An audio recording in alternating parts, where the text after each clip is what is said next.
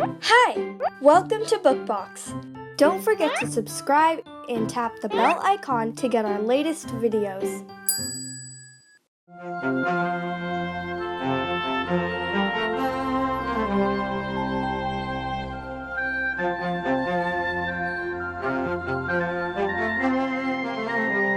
Il secchio Tucket di Coralie Manicavelli.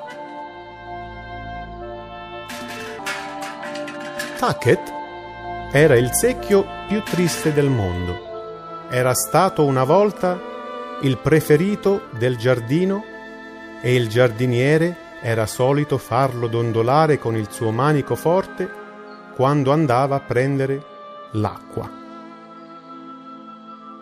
Che buon secchio, diceva. Ma con il passare del tempo, Tucket, il secchio, si bucò.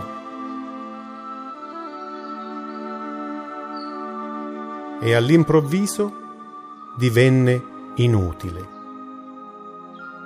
A cosa serve un secchio bucato?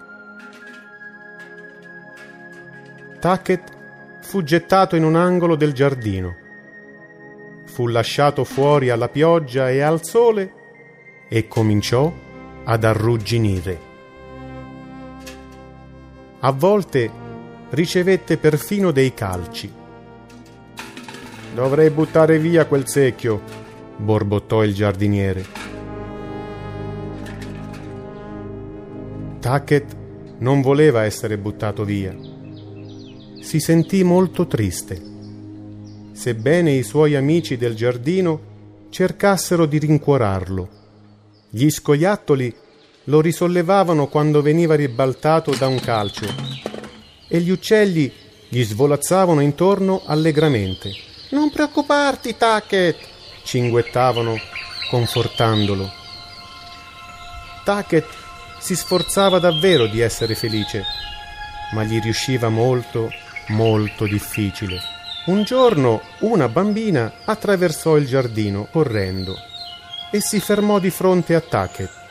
Egli sospirava e si aspettava i soliti calci, quando all'improvviso udì «Perfetto!». Di lì a poco si ritrovò a battere le palpebre e a sputacchiare sotto la canna per annaffiare il giardino.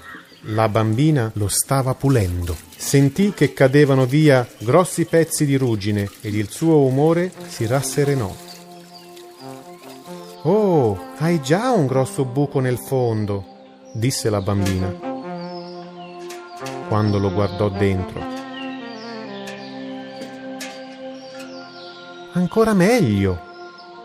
Tucket non riusciva a credere a quanto aveva appena udito. Voleva un secchio bucato? La bambina lo portò nella veranda, lo riempì di terriccio fertile e vi piantò una piccola rosa all'interno. «Questa è una rosellina», disse a Tucket. «Tu devi aiutarmi a prendermi cura di lei, va bene?» Tucket era veramente felice. La bambina voleva proprio lui. Gli chiedeva addirittura di prendersi cura di questa piccola rosa. Tucket quasi scoppiò dalla gioia. Si raddrizzò con orgoglio quando la bambina finì di piantare. Pose con cura Tucket nel punto migliore della veranda. Era un angolo accogliente, protetto dal vento e dalla pioggia. Tucket ammiccò e sorrise ai suoi amici del giardino. «Guardate, mi sto prendendo cura di questa piccola rosa!»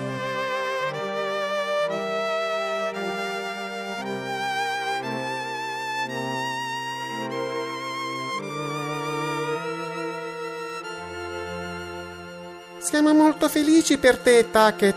schiamazzarono gli scoiattoli e cinguettarono con gioia gli uccelli. Tucket si prese buona cura della rosa. e veniva visitato ogni giorno dalla bambina e dai propri amici. Era diventato ora il secchio più felice del mondo.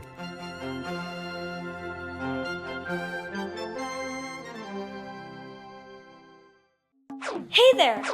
Don't forget to like and share this video. Also, please leave your comments below.